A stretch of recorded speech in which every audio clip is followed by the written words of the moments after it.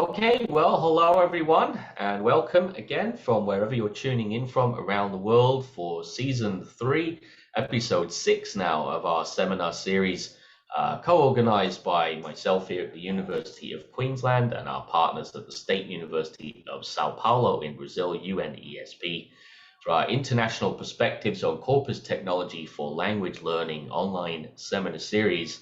And our presenter tonight is Professor Fanny Meunier from the University Catholic Louvain in Belgium, which is one of the world's premier research centers in corpus linguistics and learner corpora. And Fanny is going to be talking today about teaching with corpora in the human-machine era from the core to the peripheries. And no, it's not about the Terminator or anything like that, but it's going to be about how corpus technology and AI, natural language processing, are going to help change the way that we work on language learning, in this case, instructed second language acquisition. So just before we begin, I'm going to, as customary with presentations at Australian universities, I'd just like to begin with an acknowledgement of country, in which the University of Queensland acknowledge the traditional owners and their custodianship of the lands on which we meet, paying our respects to their ancestors and descendants who continue cultural and spiritual connections to country, while recognizing their valuable contributions to Australian and global society. So thanks for waiting, and I'm now very pleased and honored to introduce tonight's presenter, Professor Fanny Meunier, is a full professor of English language linguistics and didactics at Louvain in Belgium. Her numerous research interests include fundamental, applied, and instructed second language acquisition, bi, multi, and plurilingualism, multiliteracies, including digital and corpus literacies. She's the current president of the Research Institute for Language and Communication and has been a member of the Center for English Corpus Linguistics for 30 years and its director from 2017 to 2020.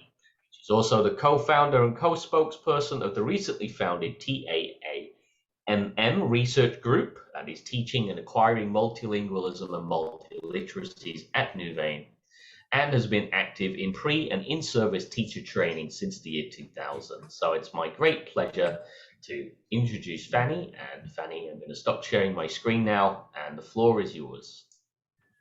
Okay, thank you very much, Peter. So thank you, everyone. So you can read the title of my presentation today. And first of all, I would like to welcome you all from, again, wherever you are in the world. So it's either good morning, good afternoon, or good evening, depending on where you are. And I'd like to thank Peter and his colleagues for inviting me. So let's start. So just to today check, you're not currently sharing your screen at the moment. Oh, sorry. My apologies. Let me start again. I need to go here.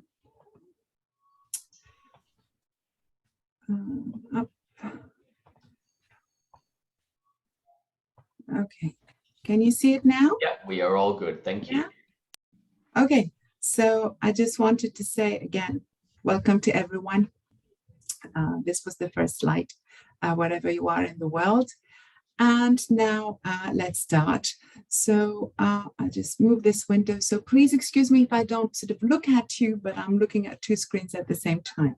So what I'd like to do in my talk today is to take further some of the ideas that I presented in the plenary delivered at TALC 2022 in July. And my plan is not to provide you with lots of research results or references, but what I'd rather like to do is to walk you through a 3-step process, which is stop, think, and act, as you can see on the screen. And so if you can, please sit comfortably, switch off any distracting phone or mail notifications, and let me guide you through our stop, think, and act walk today. So first step, I think it's important to stop and think, and it's important to take stock of what's happened in corpus linguistics, specifically related to aspects of teaching. And also, I find it important to reconsider some aspects of teaching with Corpora. So let's start with taking stock. So if we look at corpus linguistics, and if we go back to, let's say, nearly 30 years after the first TAL conferences in 1994 in Lancaster, what we see is 30 years of incredible achievements and progress. So it's impossible, of course, to give all the details, but what I decided to do is to simply take one recent illustration to show the range of topics covered. And I took, it's only a selection of the topics covered in the very recent Handbook of Corpora and English Language Teaching and Learning, edited by Jablonkai and Xome. So if you look, can you see the Word document now? Yeah, okay. So I've just, bolded all the areas that are covered by corpus linguistics and teaching. So vocabulary, phraseology, grammar and discourse, instructed second language pragmatics, speaking skills, social convention, culture, intercultural communication, work on material design, textbook evaluation, disciplinary variation, and the teaching of ESP or EAP. Again, several topics in ESP or EAP, listening comprehension, feedback, written learner corpora, spoken learner corpora, testing and assessment, work for younger learners, autonomous language learning. So as you can see, quite a lot of topics have been covered over those 30 years. And this is just one book, one example, but there are many more. Other things that were not listed here is that we now have numerous corpora and corpus types for languages other than English. We have similar types of topics for those languages other than English, but they also come with their own specific agendas. So for instance, the acquisition of agglutinative languages, which is completely different from the acquisition of non-agglutinative languages. We have issues of revitalization for minority, small, less spoken or endangered languages. We have work on literary criticism. We have a lot of work on what we call sociological research, and it might include culture, language biases, politics, social and mass media, gender stereotypes, social movements, language change and evolution, and I'm sure I forgot quite a few things. So all in all, we have a lot that has been done, and as a group, as a community, I think we can be proud of ourselves. But it's always important, of course, to be proud of ourselves, but also to look at things with a bit of hindsight and to reconsider what teaching with corpora means. So depending on who you are, on your experience, on the moment of the day you're looking at those images, on your cognitive flexibility, you will see either a duck and a vase, or a rabbit and a vase, or a duck and two faces, or a rabbit and two faces, or even other things that I won't have time to analyze with you.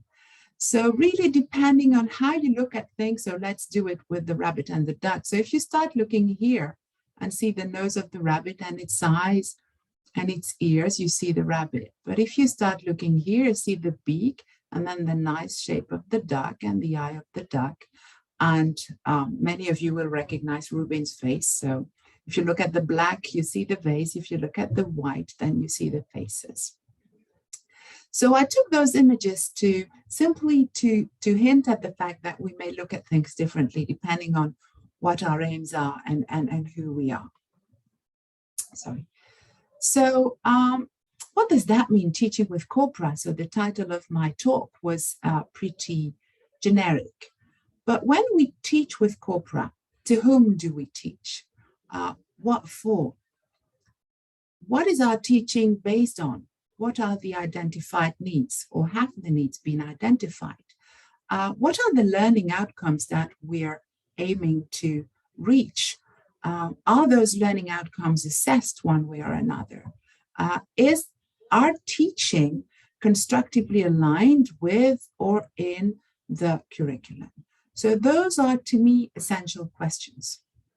And if you look at potential answers, we see that, you see that the slide is packed, but we see that we can get numerous answers.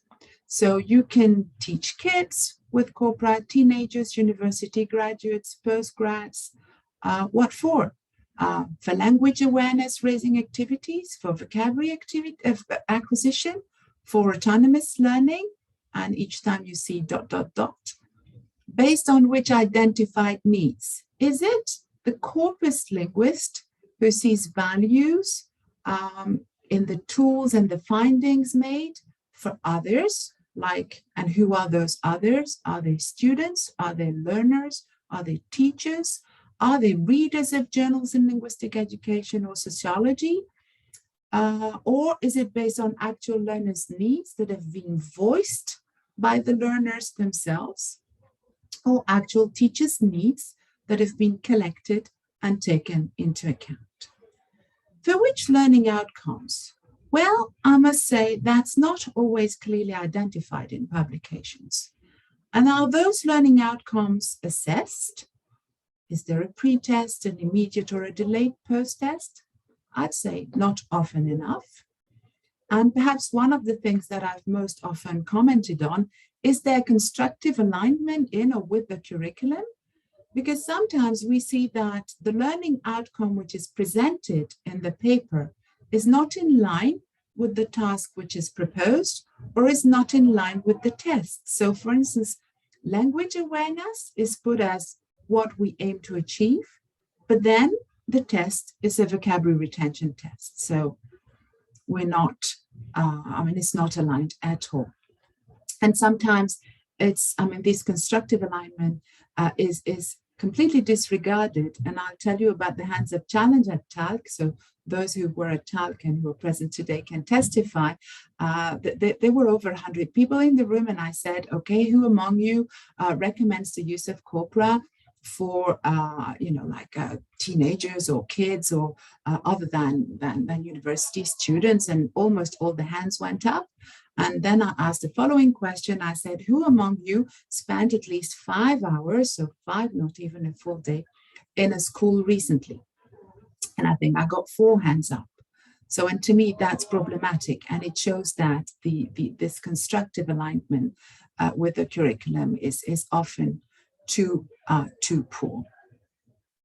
So perhaps the first interim conclusion here for the first step is that sometimes bolded, underlined, I'm not saying all the time, but sometimes there is a lack of alignment between learners or teachers' needs, the claims in terms of learning outcomes, and the assessment tasks that are suggested.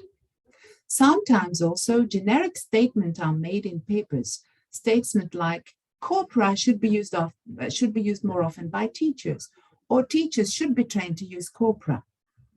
But such claims, if they're not supported clearly, by situated or ecological pedagogical alignment or discussion, are very unlikely to be realized. And that's why you also hear things that I'll comment on in a minute, that, Corpora haven't trickled down to schools, but we'll talk about that later.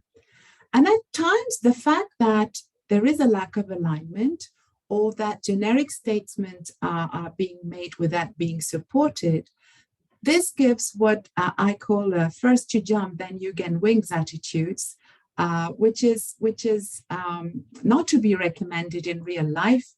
And as a joke, I said, unless you're a Simple Minds fan, and for those who like Simple Minds, I refer you to track 2 of the recent album, which came out only 4 days ago. So, and you'll understand. So we want to avoid the first you jump and you get wings attitude, I think, in corpus linguistics. Also, in addition to that, if you look at recent publications and discussions, I'd say that some taken for granted options or habits in corpus linguistics are currently being critically challenged. So I took one example again here from Chris Tribble in 2017, and he was talking about a paradigm war in EAP writing instructions. And although the term corpus is not in the title, corpora are included in there because they've been used to inform EAP writing instruction programs. And what he says is that EAP programs are described as unfairly imposing national or native models on non-native speakers of English. And the genre-based paradigm, which informs many EAP writing instruction programs, is characterized as conforming to rather than challenging the status quo. So you see that we've done well as a community, as I said, but there's still room for improvement.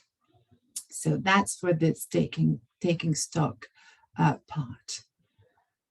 Now, I would like to go to step 2 with you and say that when we start thinking about how we can perhaps try and do better or always improve, because there's always room for improvement, there's another aspect that prompts us to further question the use of corpora in instructed settings. And that's the existence of NLP and AI-based technologies. And so I'll add that variable in the debate. So I'd say that what is sometimes called the man-machine era poses additional challenges to all of us. So how will, for instance, pervasive, augmented, virtual, and or real-time technology affect areas such as additional language teaching and learning as a whole? And perhaps for our focus today, how will it affect teaching with corpora? And we have quite a few challenges there. So I would like to refer to a forecast report that was published last year on the dawn of the human-machine era. It's not exclusively related to the teaching with corpora, but there are mentions of corpora in this report, and it's a really interesting report to be read. I think there were about 50 authors altogether, so it's very dense, and I think it's really an eye-opener to the types of technologies that are becoming available today, or that are available, those that will soon be available, and also the thinking that should go beyond, behind the all aspects related to language learning and teaching. So in this project, and as you can see, we have quite a lot of different parts of the world represented as well. You see that the different working groups share interests that we all share here today. So for instance, language rights or diversity, computational linguistic, language variation, language work and language professionals, ideologies, beliefs and attitudes, and language learning and teaching. So you see that we have many things in common. So as I said, it's not all about corpora, but corpora are part of it. So I do recommend the reading, sorry, and the teaching as well. So basically, what I'm saying is that advances in the human-machine era are perceived as potential, sorry for the mistake, threats to language teaching by a large number of people. So for instance, by the media. So it's in French. I thought you might be happy to see a bit of French. But basically what it says is that we won't need, so that's things we found in the media here in Belgium. We won't need, teachers anymore because technology is knocking down the Babel Tower. Because with real-time translation, who needs to learn languages, and especially languages that people don't like? So, you see, questions coming from the media. Then you have questions coming from the students. And again, I'm taking something from my own students. So when I was like showing them why Corpora were interesting and what sort of information they could find, one of the comments I got when I asked them, I was looking for comments, is something like, so the translation is something like, I don't really understand why I should spend an hour looking for, translation equivalents or collocation, etc. in Corpora, whilst I can use DDL and I get a great translation of my text in 30 seconds. And even if it's not great, so I didn't put everything, and even if it's not great, it's probably much better than what I could do myself as a student. So yes, second challenge. Then questions, challenges posed by educational stakeholders. So here it's in English. I'm not going to read everything. You will get the slides and you can read the slides, but I'll read a few things like AI in education, will tech destroy education or save it? And I like that one. Some teachers like to joke that teaching is a walk in the park, if the park is Jurassic Park, that is. But soon it can become more similar to another fictional amusement park, Westworld. Whether you're more afraid of killer dinosaurs or intelligent robots is another story. So we see that we have a few challenges and we have a few questions that we should be able to answer. So what all this sort of makes us think of is, okay, teaching with Corpora is the title, but what about our current usages of Corpora for language teaching? Should we go on? Should we do the same? Do we need to reconsider some aspects of teaching with Corpora? And perhaps more importantly, how can we answer the questions or the comments that I've just shown you? How can we convince people and beyond our own community? Because of course, if you're here today, I don't think I have to convince you. You don't have to convince me that Corpora are interesting, but we have to convince other people that Corpora are useful resources for teaching, because there is some convincing needed, and I believe increasingly so. So we must be able to answer those questions or criticism or comments.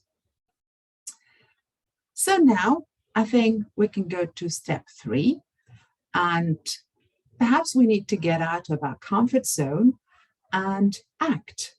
So we stopped, we thought, and then I'm just throwing 2 suggestions at you, things that I'd like to share with you coming from my own experience and thinking. You may disagree, you may have comments, you may have more suggestions or better suggestions, but I thought we needed to start somewhere. So act. I think what we need to do perhaps is to change our perspective, because let's say the time, the period forces us, the availability of technology forces us to change our perspective. And I suggest 2 things. So the first one is to shift from a mainly applied linguistic mindset to what is called, or what I call, but I didn't create this term, but an applied SLA1. And the second one is that I believe we should leave some well-trodden path and we should start to explore new peripheries actively, hence the title of the subtitle of the talk. So let me guide you through those 2 suggestions. So the first one, I believe we need to shift from an applied linguistics mindset to an applied SLA1. And I'll give you again 1 illustration. So I'm taking this quote from Alex Bolton in 2020, and he said, and you find similar quotes by other authors in the literature, DDL work in applied linguistics, so that was, he was talking about data-driven learning. DDL work in applied linguistics remains relatively unknown in educational circles. And when you read comments like that, you might understand it as the onus is on teachers, or the onus is on educational circles to read and get to know work in applied linguistics. And what I did in previous publications is I already decided that, or thought that it was important to adopt a reverse perspective. Because I also find that applied linguists promoting data-driven learning often, or maybe sometimes, let's say, tend to ignore or at least fail to comment on, because maybe they don't ignore it, but they don't comment on key educational principles like constructive alignment, curricular alignment, learning outcomes, strained versus assessed competences.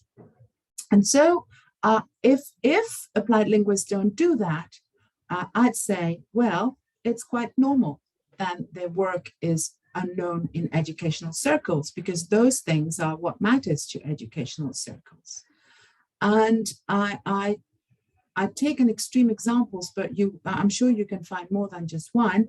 In a paper, I found 4 pages discussing the various options regarding the stats, but nothing, not a line on whether or not it made sense to spend 2 hours of classroom time doing DDL activities to learn 4 new words and 2 collocates. I mean, I'm not sure about the 2, and maybe it's 3, but let's say that wasn't discussed. It seemed obvious.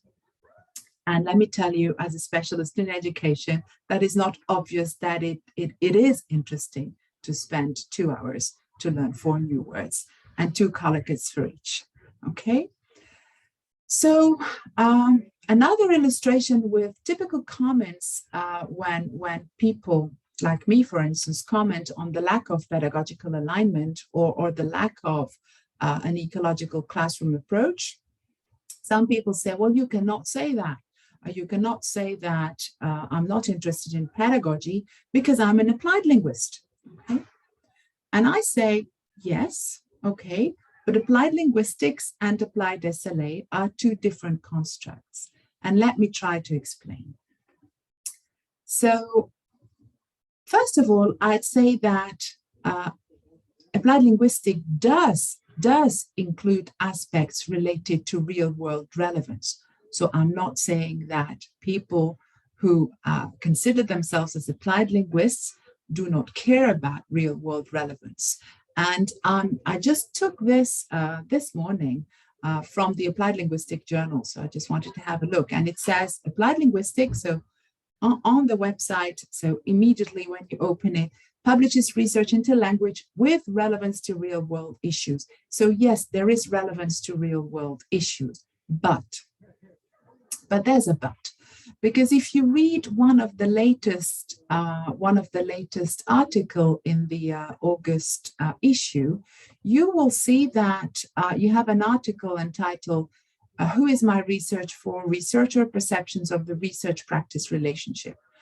It's a very interesting article, and for instance, it tells you that researchers, applied linguists, have rarely investigated themselves as stakeholders in the relationship. So remember what Bolton said.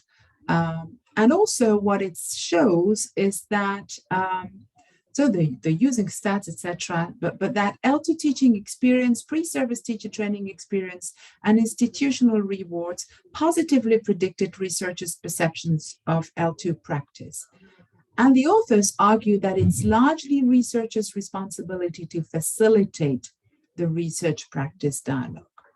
So as you can see, the way we look at things, so remember the rabbit and the duck, or the vase and the faces, the way we look at things matters. And so even if people who are applied linguists or journals in applied linguistics take into account real-world relevance, there's no doubt that in applied linguistics, linguistics is the noun phrase head.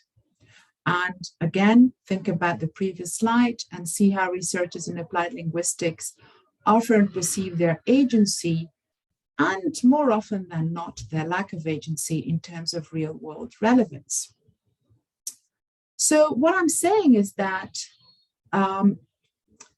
what matters to me is that there is relevance to real-world issues, no matter how you call yourself. But in a way, what's in a name matters. And that's why I'm suggesting shifting the mindset to applied second language acquisition, because in applied second language acquisition, acquisition is the noun phrase head.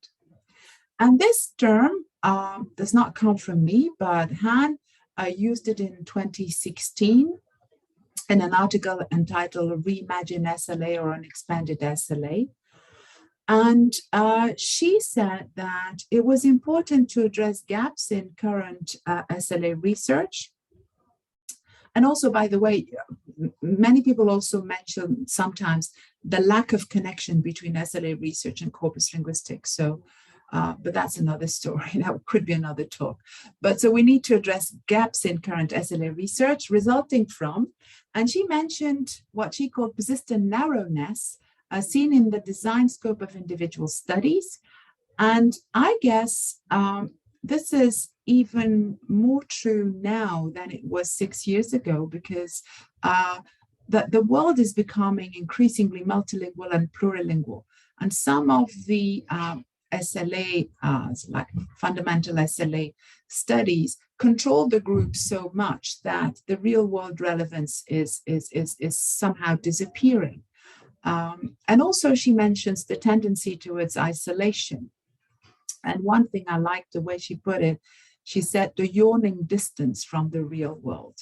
And I sometimes feel this yawning distance in my own work and with some of my colleagues, and perhaps you do feel that as well. Perhaps, I hope you don't, but that takes place, that happens.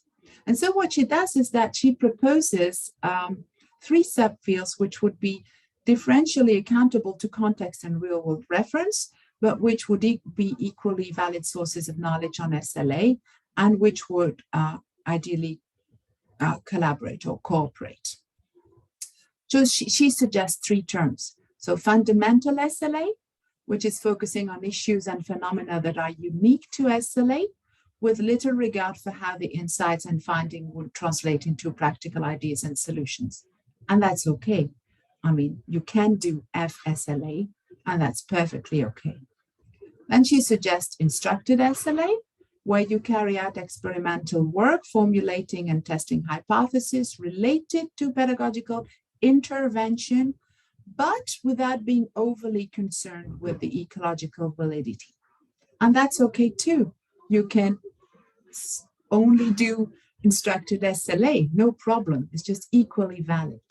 And then they suggest the third division, so applied SLA, with real life educational concerns, which are front and center, with L2 learning and instruction situated in circumstances with their own set of contingencies, and I will stress it, investigating accordingly. So not just saying, yes, everyone has his or her own contingencies, but no, they're investigating accordingly. And here again, it's okay to just do that. And ideally, the dialogue between the 3 subfields is probably the most interesting part. So to avoid what I said at the beginning and what we sometimes find, that the learning outcome which is mentioned is not the one that is assessed, or generic statements saying that, yes, Corpora should be used by teacher, I believe that if we do something which is fundamental SLA, then let's treat fundamental SLA issues and claims. If we do something which is instructed SLA, then let's treat those instructed SLA and claims.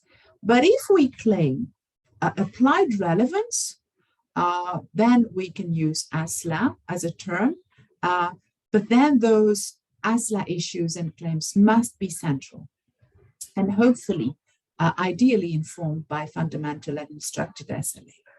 And if we claim applied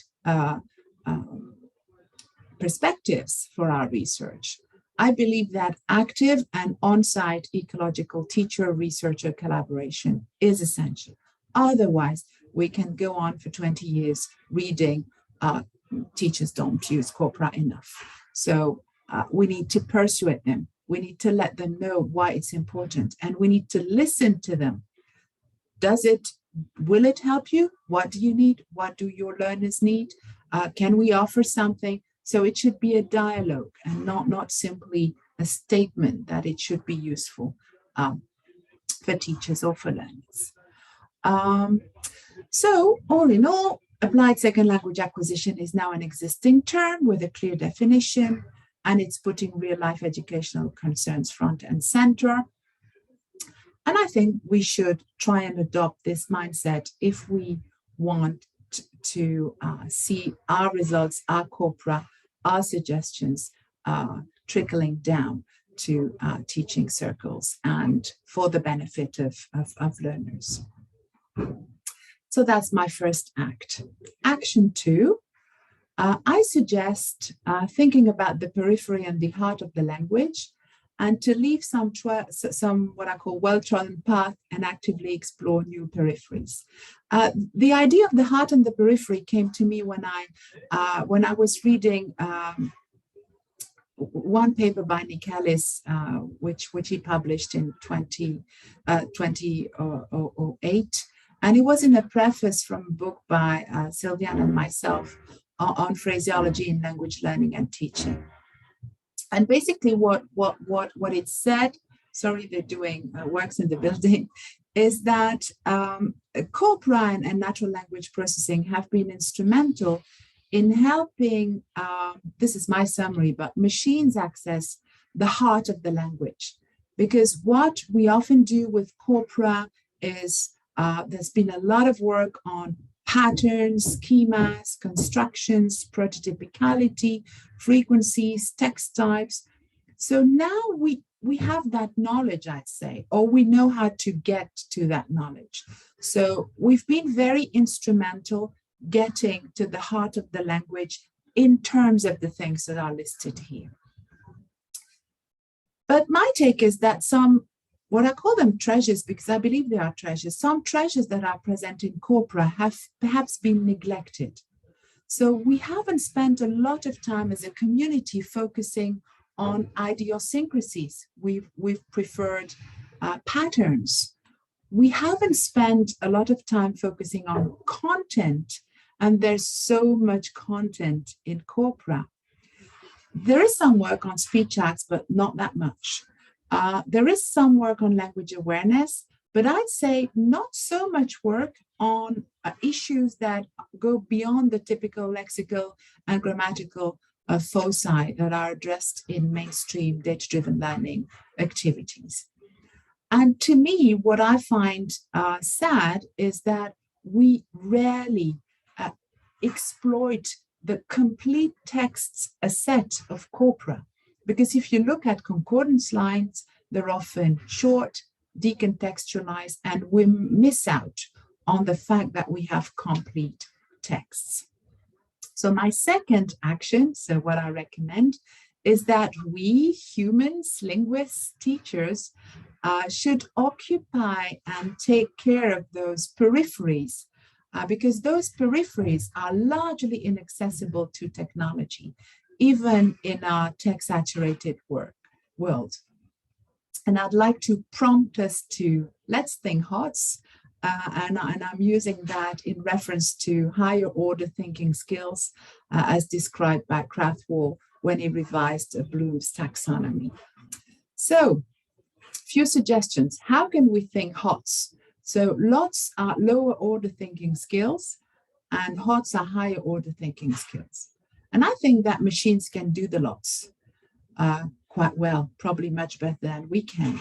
But we can do the HOTS much better than machines can. And so what I've listed here is simply a few, and you look at the date, very recent suggestions of the peripheries I think we should investigate.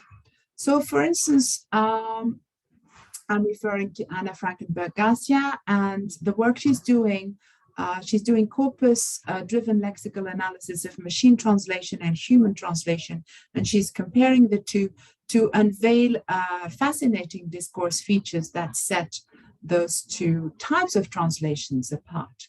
So there's so much that can be done there in terms of pronoun translations and the fact that machines use frequencies to translate stuff like, I can't remember the languages, please excuse me, but I remember the example. It was something like, she's a doctor, he is a secretary. So initially, she is a doctor, he is a secretary. And the translation in whatever language, I don't remember, was he is a doctor, she's a secretary, simply because there are more male doctors and more female secretaries. So if we trust machines too much, well, then we're in trouble. And she provides many more examples, fascinating ones. Another suggestion is to exploit the affordances of digital technology using high-tech, low-tech, wild-tech tools. We don't do that enough. I mean, there's work on that. There's been work by Peter in a book on young learners as well. So I think we need to go beyond. We need to go beyond the typical corpus tools, and we should exploit new technologies to, for instance, DDLize, as I said, our teaching, because we can do DDL with other things than concordance lines. So this is also something to exploit. We need to reawaken people to languages. So what I said about translation of pronouns, problems in translations, the fact that languages will disappear if we only use machines. So this reawakening to languages is also something that is part of the HOT, that is analyzing, evaluating, seeing beyond the languages just translating word for word, which is absolutely not. And the last two perhaps that I'd like to give you as examples is what Shelley Staples calls moving towards an additive approach. So for instance, she suggests promoting learner texts as models for other language learners, as manta texts. But here again, we focus on the whole texts. So not, and the coherence of everything, not just vocab or grammar or connectors, but just the whole text. She also suggests using texts as sites for discussion of functional language use beyond concordance lines, and to address language choices in contexts that are relevant to learners. So in what context are they writing? Also, a very interesting suggestion comes from Henry Tyne, where he suggests using Corpora as resources for narrative inquiry. So again, we need to focus on content. So the experiences of an individual or a small group, which reveal their experience through the analysis of their language productions. And he suggests very good types of activities that you can listen to. I've put the two links here. So all in all, this is the end of my talk. I said 45 minutes and I see it's 1:45. I hope you sort of followed me on the stop, think, and act path that I suggested to you today. I've suggested, again, a few examples, a few suggestions, but I'm only one person, and I'm sure there are many more ideas that could be shared. So yes, I believe Corpora are interesting. Yes, I believe Corpora should be used and can be used and will be used, but I really think we need to reconsider some of the things we're doing to make sure that we can go on and exploit all the treasures that Corpora have to offer us. And that's it for me. Thank you for listening to me. I hope the sound and the quality was okay. And time for questions and answers. Thank you. Thank you so much, Fanny. The sound quality was okay, and the quality of the presentation was even better. So thanks so much for that. I'm sure that obviously it's hard to judge the impact of the attendees, but I'm sure that everybody was very impressed with the discussion, and lots of food for thought there about where we are and where we're going. I got a couple of questions in the chat. Yes. And I hope that a couple more questions will roll in as well. First question is related to how corpus data might be transformed to a simpler version that suits pedagogical purposes through the future development of human-machine interaction. Okay, so simpler version, I'd say So I cannot really provide good answers in terms of format, but I think that the simpler version that we can think of could be, for instance, the fact that we use Corpora, or we use edited excerpts from Corpora, or we use Corpora to inform teaching material, or to complement teaching material, or to give access to audio files. For instance, often in textbook, it's been said that it's not authentic language, and that we could use Corpora to make language more authentic. And again, it's a very generic statement. I think it depends on what level you're aiming at, but Corpora could be presented in a different way, maybe not concordance lines, but just listening to something or just looking at an excerpt. I think we can make it slightly more appealing, because all in all, I've used concordance lines with younger children or young teenagers. They're usually interested for a few hours. But then if you do that too often, it's like any other type of exercise in a textbook, it gets too repetitive. So I think we should vary. And one of the examples that I gave in I can't remember which publication, but is to use film excerpts, repeating, giving frequencies, adding images. This will make the learning easier, probably in a format that is better suited for some types of learners. This is what I can say. Sort of right now, I probably think of better answers when I'm in the car going back home, but this would be my answer for now. Thanks very much. No, I think the answer was fair, and I guess it's implied in your answer that working in combination with these other tools is going to make the data much more engaging and interactive, and to have it presented in multiple formats is something that, rather than just sticking to one particular tool and one particular kind of presentation of the data, is key in increasing engagement in the whole exercise. And yeah.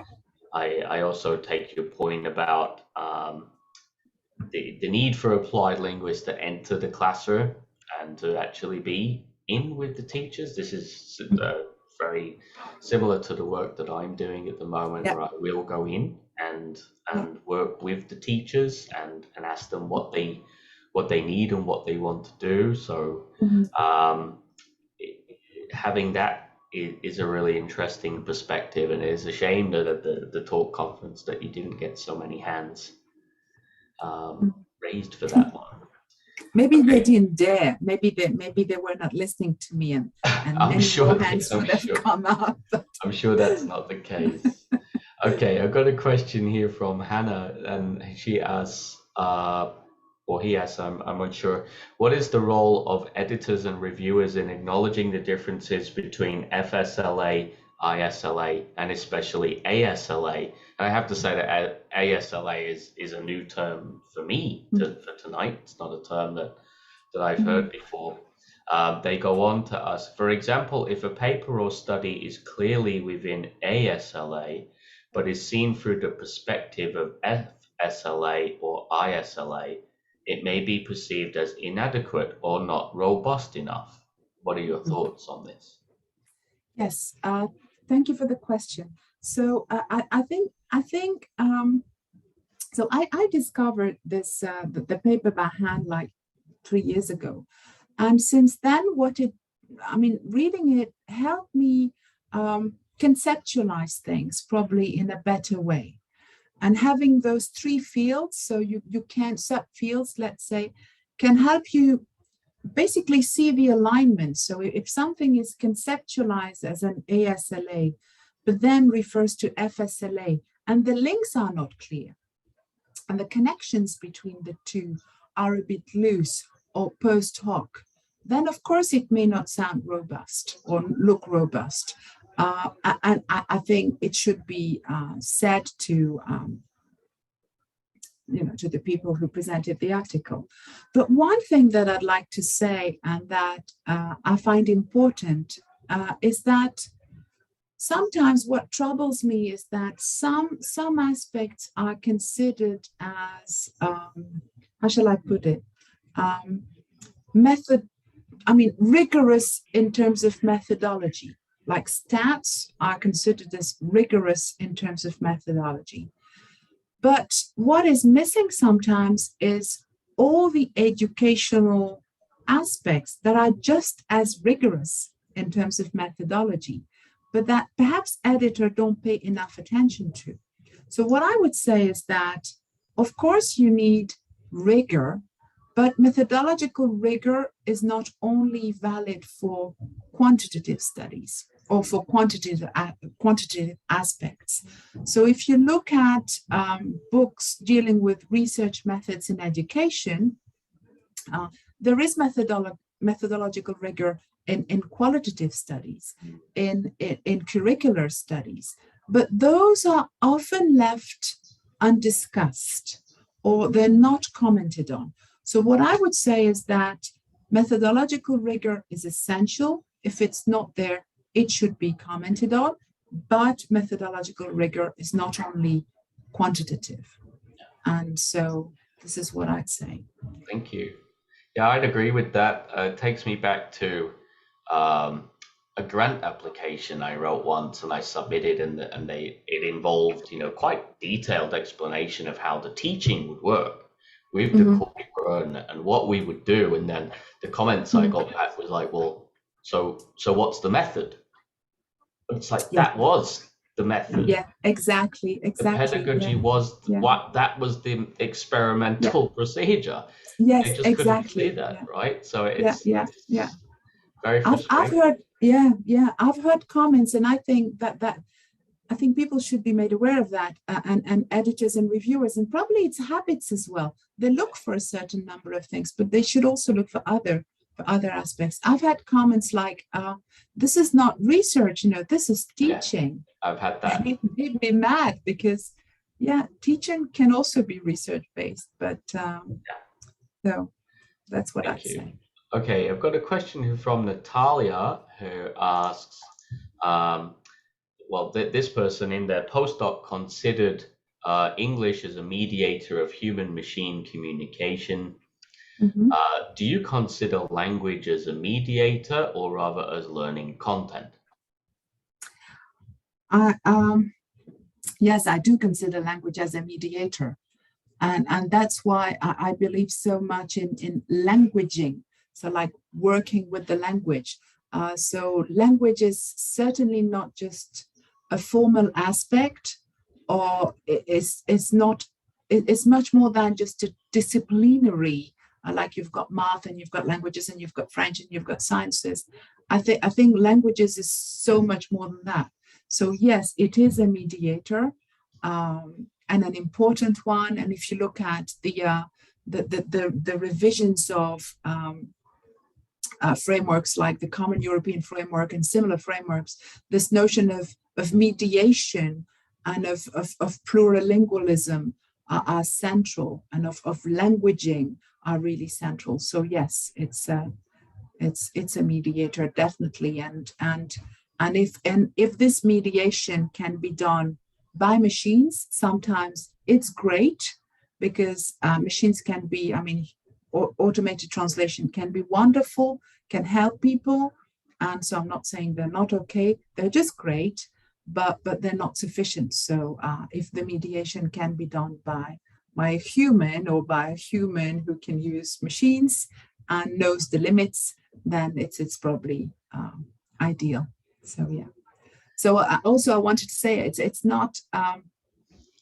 I'm not into a technopoly, like everything to technology, or technophobic approach. I think we should be very clear about what works and what doesn't work, and we should be thinking in terms of being complementary rather than opposing, like technologies and teachers, or technologies and language learning, because language is just much more than just finding a translation. Thank you very much. Okay, we've got time for one more question, and that's from Abdul. They say they've been practicing Corpora for classroom teaching, but unfortunately they've not found any particular method that fits their context in Pakistan.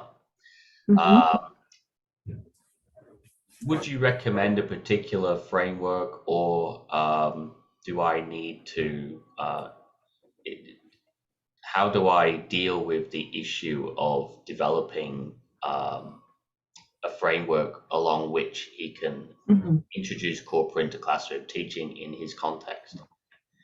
I'd say that as I truly believe in the ecological validity, and as I truly believe in teacher researcher discussion, my answer to that would be, well, first of all, see with teachers whether this is something that has potential value. See with the curriculum whether this is something that has potential value.